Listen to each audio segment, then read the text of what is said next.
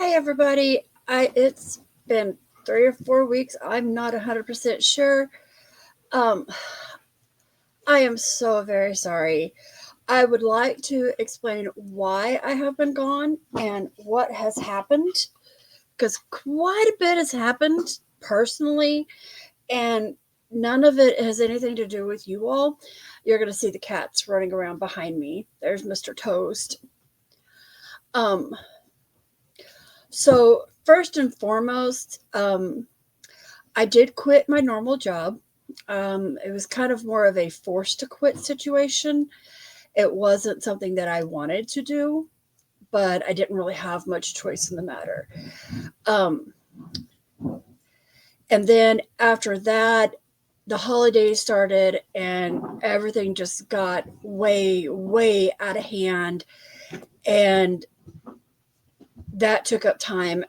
And then right around the day after Christmas, I kid you not, the day after Christmas, I came down with my second bout of the neurovirus that makes you toss and have visit to the throne, so to speak. Second round, and I'm still battling that sucker. So if you get this, it's not fun. Trust me. Well, those two things were the main thing. The third thing was I was kind of running out of things to discuss with you all and basically teach you how to do. And honestly, I wasn't getting any feedback from you guys. So I didn't know exactly what you wanted me to go over. And I'm still struggling there, but I think I know what we're going to do. I think I'm going to show you guys how to do a corner to corner blanket. Or, well, in our case, it's going to be a corner to corner dishcloth. So that's going to be next week. We're going to start on that next week. And next week will basically just be going over the basics of it and the beginnings and all that. So honestly, it has just been a case of really not having the ability to do it, trying to figure out what I'm going to do with everything. Am I going to be, looking for another normal job or things like that? And if you guys, so basically that's what has happened. It's just been a mix of work and personal life and figuring out what to do. So basically the rest of this video is going to be explaining why I quit my job and what the future holds. I know it sounds like I'm making excuses, but I promise I'm not. I'm just explaining why. And yes, I know this is a crochet thing and I'm sitting here knitting. But the problem is I've got to get these baby blankets done. I've got two friends who are having babies. And one's a little girl and one's a little boy. And I really need to get this one done. I've got the little girls is done. I just got to get it washed and dried and wrapped and ready to go for her. This is the little boys. It's supposed to be stars. It doesn't really look like it to me, but I think it'll be cute no matter what. But the little girls is, hers looks like this. It has the whole little bit of texture through here and all that, and it's just got a simple border on it. I did get the pony bee blanket, weighted blanket done. I'm just waiting to put some tassels on it and get it shipped out. At the same time, sorry, like I said, I am still suffering from that neurovirus, and it just basically has tore my whole body apart. I'm also going to make her some fidget keychains, and if that's something you guys would like to know about, let me know, and I'll go over the pattern and all that I'm going to make with it. Yeah, nail fit. Um, so you're probably asking yourself, why did you quit your normal job? I didn't want to. I still don't want to. I miss my job. I miss my coworkers. But it came down to the point of I need to do this for me, for my mental health and my physical health and all that. I had to do it for me because my bosses were not listening to me when I told them I needed help and I needed this and that. So, backstory on me, I suffer from fibromyalgia, severe anxiety, chronic depression, and all of that gives me seizure disorders. I have non-epileptic seizures. And anytime that I get too overstimulated or have too much anxiety, too much stress, basically too much of anything, I will have seizures. Well, the kicker with me is that it physically and mentally takes me longer to recover from stress and such than it does for most people. So, most people can come home from working an 8-hour day and they will still be able to, do some housework, do some laundry, cook dinner, things like that. Sorry for the noise in the background. My fur kids have forgotten what it's like when I make a video to be quiet. Whereas for me, I can't do that. I worked 3 days a week. On Friday, I worked 3:30 to close, which usually is about anywhere from 11:30 to 12:30, depending on the planes. If there were delays or anything. Will you two settle down, please? If there were delays, things like that. So our day could go from 3:30 all the way. Excuse me for a second. I do apologize for this. There we go. Our days could go anywhere from 3:30 to 4 a.m. Didn't happen often that long, but if there were delays, we were there. But normally we would be heading home about 12:30. Well, okay. So that's a normal day. From 3:30 to 5:30, I would be on my feet nonstop, checking passengers in, taking their luggage, so on and so forth. Everything that you see a normal ticket agent do. If I had to push a plane, if I had to do a gate, that basically means I'm the gate agent that is telling you when you're boarding the plane, and so on and so forth. Well, here in Springfield, the gate agent cleans the plane, gets everybody off the plane. If they have carry-ons that they had to check, but they're picking up plane side, we're also the ones who take those off the cart that the rampers have brought up, take them off the cart and give them to the passengers at the plane. On top of all that, we are managing the gate, the door, to make sure no one comes back through the door. We are watching and managing the people that are waiting to board the plane. We are there to help the pilot, the flight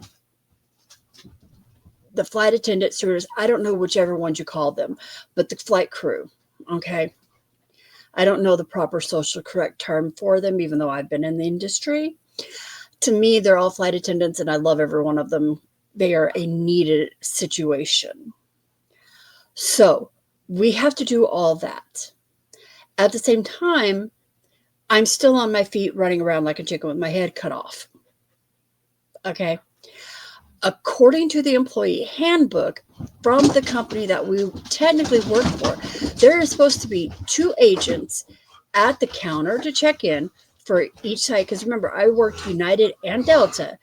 2 agents at all times at that counter and 2 agents to handle each and every gate. Never happened. We always worked our gates alone. We did that normal. The only time we did not clean the plane is if the rampers had enough people on the ramp to spare one to come up and clean the plane. So, we're moving that jet bridge. If the plane was the type of plane that we opened up the door, then we did that. We basically did everything as the gate agent. This is not the problem. Okay, so from 3:30 to 5:30, I would either be at the ticket counter or at a gate. No biggie. So that was Friday. Saturday, I didn't come in until 7 to close, which would have been about 12:30 again. Okay, there's no outbound planes at that time. It's just inbounds, which we have 4 to 5 planes every night that stay at the airport overnight to go out first thing in the morning. Saturday, again, most of the time I handled the baggage. So if your bags come in and you didn't come in for some reason on the flight, I'm the one who took those off the carousel, found out where they go, found out if you needed those bags delivered or called you or whatever. Or if you came in and your bag didn't come in, I was the one that you talked to file a claim to find out where the bag was, how to get it to Springfield or whichever airport it needed to get to. And then once we got it, what you wanted done with it. Did you want us to deliver it if you were within a certain amount of time? Or if you wanted to come pick it up? Or if you wanted me to forward it to another airport? That was the baggage agent. That was me. I did that on Saturdays. Honestly, that was my favorite part of the job. I enjoyed doing the bags. Even if I dealt mostly with the upset passengers and the frustrated passengers, that was still my thing. I had no qualm dealing with any of the passengers. I've been a customer service since I was knee-high to a grasshopper. My father runs his own tax preparation business. Customer service is nothing new to me. Very much in control of that situation. Saturday wasn't the problem. Friday and Saturday, I could have handled 5 days of those. No big deal. My problem came in on Sunday.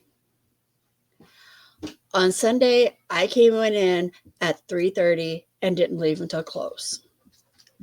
From 3:30 to 5:30, it was another Friday.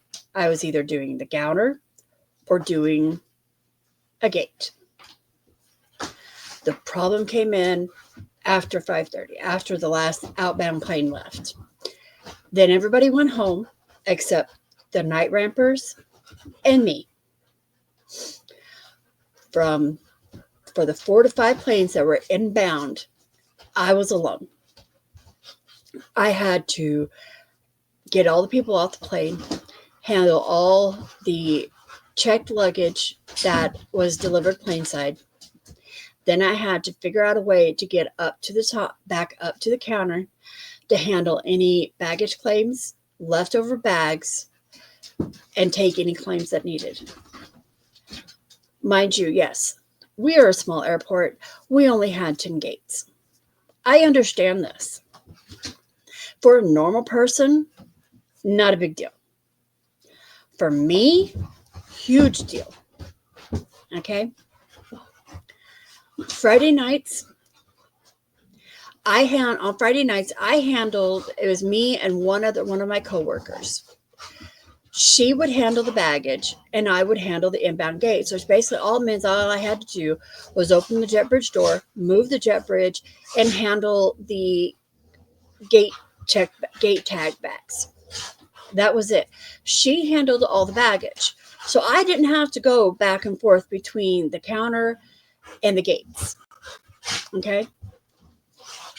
No biggie. Saturday, like I said, I just did baggage because my coworker, he did the gates. He's the one who handled all the inbound planes. I just handled the passengers and the unclaimed bags. On Sunday, I had to do everything. The real kicker that came in is the more I had to do it, the harder it was for me. The planes kept coming in right on top of each other. So we'd have one coming in like at 8:30, and then we'd have another one coming in about 9:30. That one wasn't too bad because I had enough time that I could go back up to the counter, handle all that, and then go back to the gate to get the next plane. After that one, we'd have them coming in at 9:30, 9:45, 10, if not 10:30. They would land on top of each other. Now, you would sit here and think, oh, well, 15 minutes, that's plenty of time. No. In order for me to get a plane clean and get their gate checked bags to them from the ramp, there's at least 30 minutes there. Okay?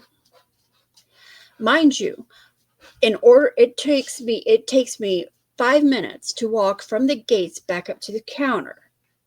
Okay? And that's if I don't get stopped on the way by somebody needing some help, which I have no problem doing. Was more than happy to help anybody. Even if they aren't dealing with my airline, I still help them. Okay? It didn't matter to me. I helped them. So that would be 5 minutes getting up there. To file a claim can be anywhere between 5 minutes to 20 minutes, depending on how many bags are missing. And this is per claim. Okay? Per claim. So that would be anywhere between 5 to 20 minutes to do a claim. Then I had to walk to the back again, which would be another 5 minutes, providing I don't get stopped and having to help anybody, back to the next plane. And that needs to repeat 4 times. Well, when they're back on top of each other, there's no way I can get back up to the front. So I have passengers needing to file bag claims or pick up bags that are sitting in my office under lock and key, waiting anywhere between an hour to an hour and a half. Mind you, this is like at 9:30 at night, 10 o'clock at night. There wasn't a Sunday that I did not get yelled at or cussed out or fussed and fumed at because there was no one there. They had to wait until I came back up. Okay? There used to always be 2 people on the night shift for the agent, what were called above wing agents, for the customer service representatives upstairs. Back in the summer, my coworker on Sunday was terminated. I'm not going to get into why she was terminated, but I understand why she was. Starting at that point, and this was like May, I believe, I was asking my boss, when is the replacement coming? When is help coming to help me on Sundays? And all I was told, we're not planning on hiring anybody, but if anybody else wants to come in to work extra shifts, they're more than welcome to, and they can come and help you. For the summer, I had a wonderful coworker. He'd come in just about every single Sunday. Every single Sunday night, he was pretty much always there. It wasn't that bad. Then he was a college student. He was wonderful. He quit because it was no longer feasible for him to live in Springfield and pay the cost for one class, the one class that he had to have. He only needed one class to graduate. It was not feasible. The pay was not good enough for him to rent an apartment in Springfield to work and go to school when he could, since the class was only 1 day a week.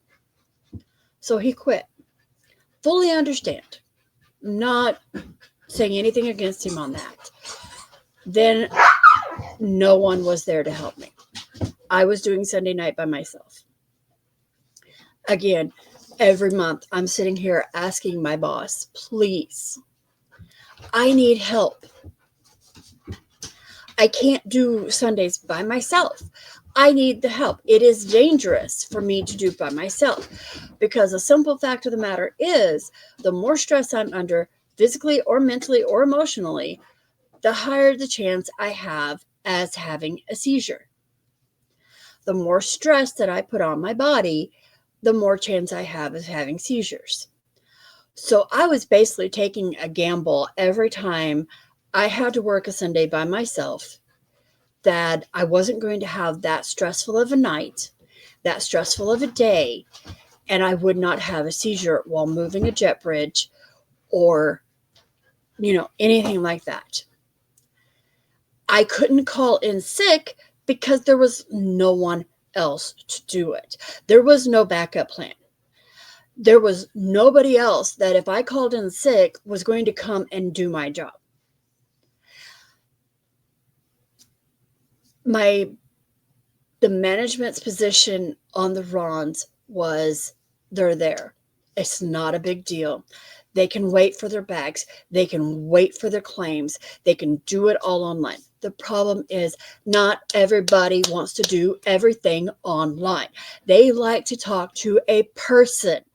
Nobody wants to come in at night at 9:30, 10:30 at night and then wait an hour and a half for an agent to come up to open a locked door. Nor do they want to leave that airport and have to come back the next day to get that back. Because 9 times out of 10, if they had to pick up their bag, means they're outside of the delivery zone, which is 70 miles around from the airport, which means that they don't want to come drive back into town, which is probably 2.5 hours back in just to pick up this bag. But management just acted like they didn't care. I cared about my passengers. I still care about my passengers. I had several of them on Sundays quite upset with my management because there was no help. But management didn't care. So I started having more seizures. The way my days went, I worked on Friday, Saturday, and Sunday. Friday nights, I was exhausted. I'd come home and crash on the couch. Wasn't able to do anything. If I was lucky, I was able to make supper. If I wasn't, JR made it. Saturdays weren't so bad. Had a little recoup. Little bitty one from Friday. Sunday was a nightmare. Absolute nightmare. Came home in pain. I'd walk out of the airport looking like a 90 years old hunchback. Almost agony, almost in tears from the pain. Management didn't care. Monday is usually the days that I make videos with you. Agony still again. I have lived with fibromyalgia and pain for over 20 years.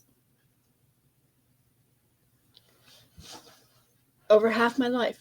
So I know how to hide the pain. I know how to make it to where nobody knows that I'm in pain. I'm not looking for sympathy. I'm not looking for pity. I'm just telling you as it is. Tuesday was shopping. Grocery shopping.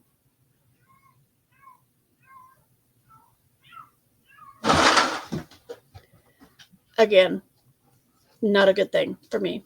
Crowds, people, anxiety. Not good. Wednesday, I had another chance of recuperating because JR had Kempo. So he would be doing Kempo and I would either be staying home or I'd be sitting in the car for the hour and a half that took. Provided that I was able to go shopping on Tuesday. If I wasn't able to do shopping on Tuesday, I had to do it on Wednesday. Then Thursday. We go and see my parents on Thursday. We usually go and have dinner. One of the highlights of my week. We usually either will go to his parents or my parents. Most of the time it was my parents. And we'd go have dinner. Then we'd go home. And then we'd rest and recoup. Friday comes around. Usually if I was lucky, it would wait and I wouldn't have seizures. Friday comes around. I'd go to bed. Mind you, I'm hurting enough that I'm not sleeping very well. So this is an added stress on my body. And then I'd have seizures on Friday and have to call in sick. So my management made accommodations with me to where I could have 3 days a month that would not count against me as absence. Okay, that helps. And then I still continue to get worse. More seizures all the time. JR and I used to have date nights every week. And our date nights could consist basically of going and walking the mall. Not spending anything, just walking the mall, spending time with each other. We'd go play mini golf. We'd go bowling. We'd go to the movie. It got to where I couldn't even do that. In order to try to rest and to make my job, it got to where I wasn't even able to do that with him. Then it continued to get worse, and I used to always make food for suppers. We'd take supper to work and eat at work. JR decided that, well, let's just start having sandwiches. Mind you, I didn't realize why he wasn't wanting me to cook until 1st of December. And I realized that he was asking for sandwiches so I didn't have to cook. He was trying to help with the stress level and the level of things that I had to do. This man is amazing. What brought it all to a head is we went to Atlanta. We left on a Monday and we were coming home on a Thursday. I knew it was bad. I knew I was having problems, but I didn't realize how much problems I was having until then. We had planned, the Delta has a flight museum down there. And JR is a big airplane fanatic. Okay. So we were planning on going to that. Well, the only day that they were open was Monday. So we flew down there and went straight to the flight museum because I wasn't going to have him miss that. That was one of the whole reasons we went to Atlanta. And then on Tuesday, we were going to go to the aquarium. Wednesday, we were going to go shopping. Tuesday, we were going to do mini golf in the aquarium. Wednesday, we were going to go shopping. And Thursday, we were going to fly home. We get the flight museum done. We go to Walmart because we're waiting to get into our Airbnb. We go to Walmart to pick up groceries for the week. We stay at Airbnbs so we don't have to eat out all the time. It's cheaper. So that's how we do it. So we do that. We get to the Airbnb, get everything brought in, and I basically collapse on the bed.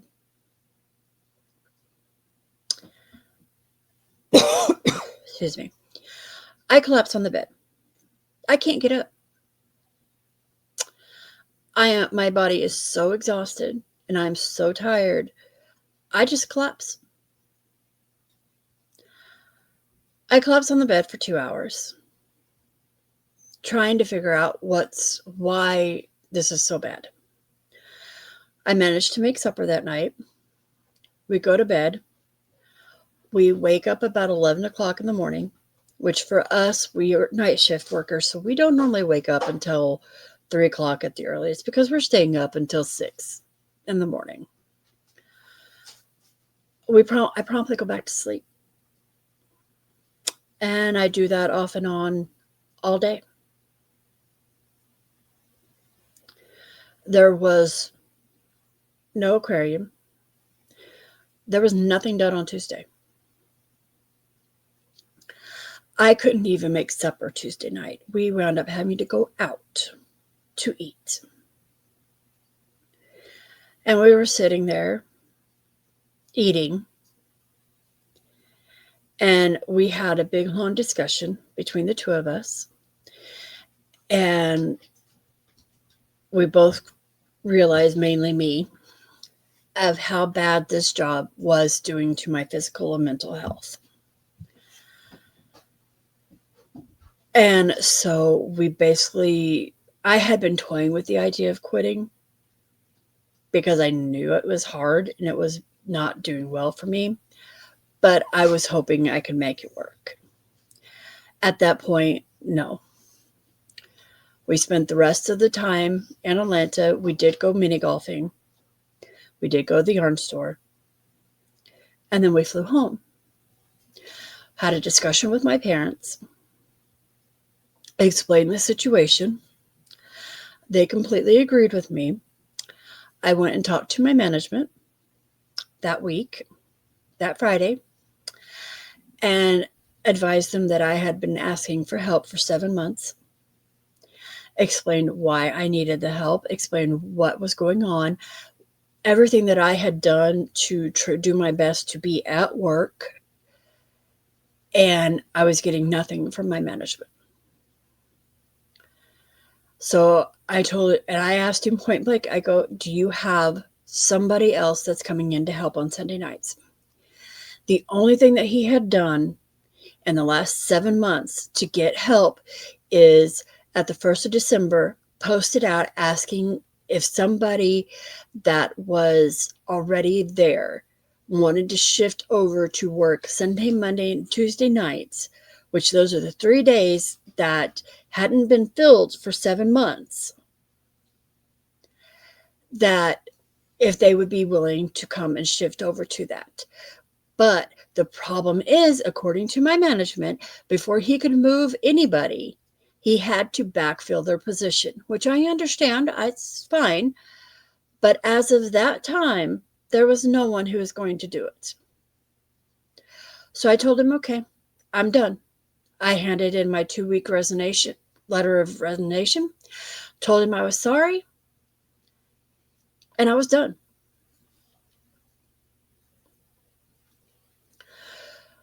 He said that he was sorry and he understood why, but that was it. Nothing. No biggie. They still have not replaced me, according to JR. He still works there. Haven't replaced him. Now, you're probably sitting here going, well, if it was Sunday, Monday, and Tuesday, what about Monday and Tuesday nights? The coworker that works on Tuesday nights doesn't seem to have the problem. She seems to be a mostly physically well, mentally well person. She's not like me. Well, so that's why I quit. Now we're in the process of looking at my disability picking back up, because even working part-time, I didn't receive any of my disability check.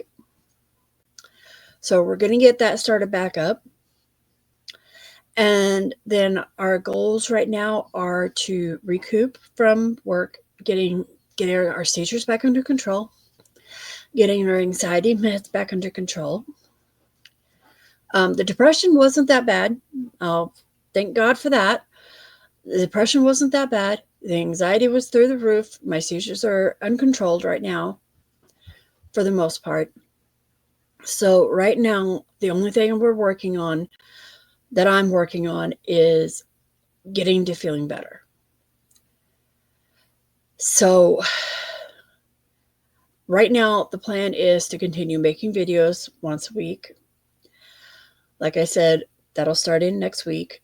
This is just a explanation, reasoning why, what the future looks like. as far as that, once everything gets under control and I get my seizures back under control, then we'll look at the finances and see if I need to work again. Because remember, I don't get money for any of these videos. Anything that I tell you, I am not receiving anything for. And that's fine. I don't do this to make money. I don't make the videos to make money. I do the videos to try to help. But so that is where I have been. And provided that this norovirus doesn't get any worse, next week we should be working on corner to corner dishcloths. Mine's going to be a dishcloth.